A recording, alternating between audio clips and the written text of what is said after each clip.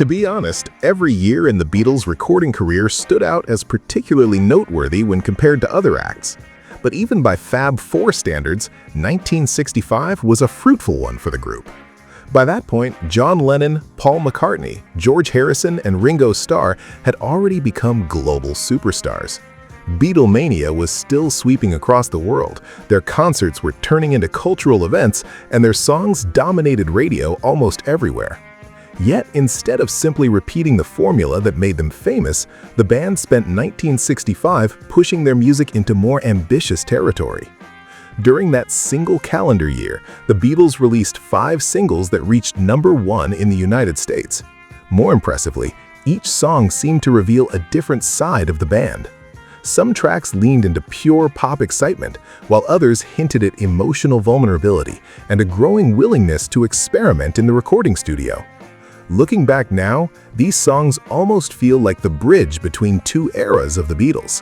The youthful energy of their early years was still intact, but the creative ambition that would later define albums like Rubber Soul and Revolver was beginning to emerge. Number 1. I Feel Fine.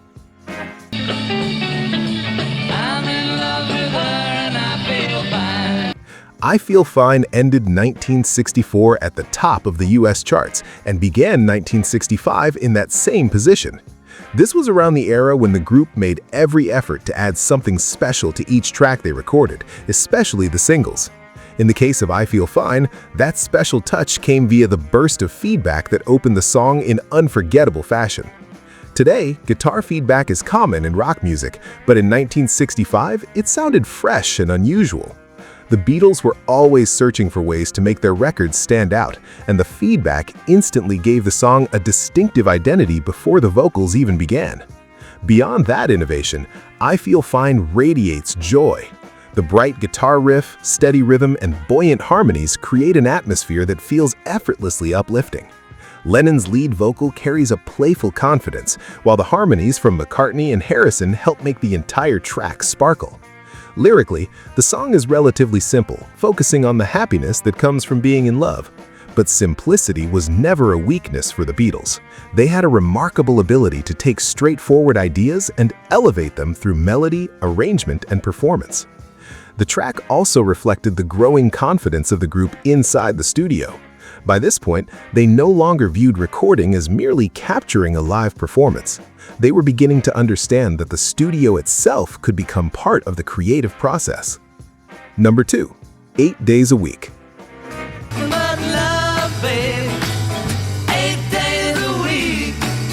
Here, we have one of the many cases where the different release strategies between the Beatles' UK and US record companies led to a discrepancy in a song's reception.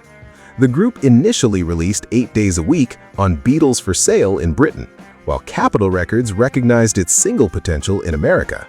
And you can't blame them, as 8 Days a Week powered to #1. The innovation for this song was the fade-up opening, which led perfectly into the happy-go-lucky lyrics. At a time when fade-outs were common, the fade-in introduction immediately made the track stand apart from other pop songs on the radio. It feels almost as though the listener is gradually stepping into the middle of an ongoing celebration. The title reportedly came from one of Ringo Starr's accidental phrases, continuing the band's tradition of turning casual expressions into memorable hooks. Lennon and McCartney transformed that odd little saying into one of the group's most infectious love songs. Musically, the song captures the charm of early Beatles pop at its absolute peak. The jangling guitars, energetic hand claps, and soaring harmonies combined to create an atmosphere of pure excitement. Even decades later, it remains one of the band's most immediately cheerful recordings. What makes 8 Days a Week especially important is how naturally it balanced experimentation with accessibility. The Beatles could introduce unusual production ideas without sacrificing the catchy melodies that made them so commercially dominant. Number 4.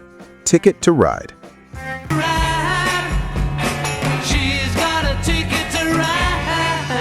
A good chunk of the Beatles' 1965 schedule was consumed by the release of the Help album and film. The LP featured them starting to take more daring artistic leaps than ever before.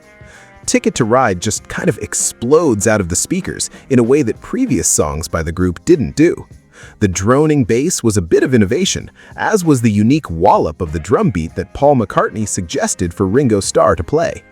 Add to that the structure of the middle eight, which wildly contrasts with the rest of the song, and you have a whopper of a track. Many historians and critics have pointed to Ticket to Ride as one of the earliest examples of the Beatles moving towards a heavier rock sound. The rhythm feels denser, the atmosphere darker, and the emotional tone more complicated than much of their earlier material. Lennon himself later described it as one of the first heavy Beatles songs. While it still carried the melodic strengths fans expected from the group, the song introduced a tension and weight that hinted at where rock music was heading later in the decade. Ringo Starr's drumming is especially important to the song's impact. Instead of simply keeping time, his unusual rhythm pattern helps define the personality of the entire track. Combined with the thick guitar sound, it gives Ticket to Ride a powerful momentum that still feels modern. Number 4. Help. I need somebody help, not just anybody. Because the Beatles were still in a period where their mop-top image held sway and they generally put their best faces forward in the public eye, many people couldn't hear the insecurity and pain within John Lennon's lyrics for Help. In fact, he only admitted to the darkness at the heart of the song years after it was released. At the time, most listeners simply heard an energetic pop-rock anthem with a memorable chorus. But Lennon later explained that the song reflected genuine feelings of stress and emotional exhaustion caused by the overwhelming pressure of fame. The whoosh of the recording papers over a lot of that, even now that we know what he was implying. However you choose to hear it, it's impossible to deny that it's a crackerjack single. From the opening harmonies, the song bursts forward with urgency and excitement. Every part of the arrangement feels tightly constructed, with no wasted motion anywhere in the recording. What makes Help so fascinating is the contrast between the upbeat sound and the vulnerable lyrics. Beneath the excitement lies someone openly admitting fear and uncertainty, something that was relatively rare in mainstream pop music during that era. That emotional honesty would later become one of Lennon's greatest strengths as a songwriter. In many ways, Help represented an important step towards the more introspective material he would eventually write both within and beyond the Beatles. Number 5. Yesterday. Yesterday, all my troubles seem so. Paul McCartney wasn't too sure that recording Yesterday was the right thing to do, since the song would only feature him on the recording. In Britain, the group didn't release what would become one of the most famous songs of all time as a single for that reason. In America, however, the audience quickly took to the unique nature of the song. Of course, the subtle string arrangement created by producer George Martin helped, but the honesty and vulnerability of McCartney's performance ultimately sell the song. Unlike the explosive excitement of earlier Beatles hits, Yesterday succeeds through restraint. There are no crashing drums or elaborate vocal harmonies. Instead, the song relies on acoustic guitar, elegant strings, and McCartney's deeply emotional delivery. Lyrically, the song explored regret, loss, and emotional distance in a way that felt unusually mature for mainstream pop music in 1965.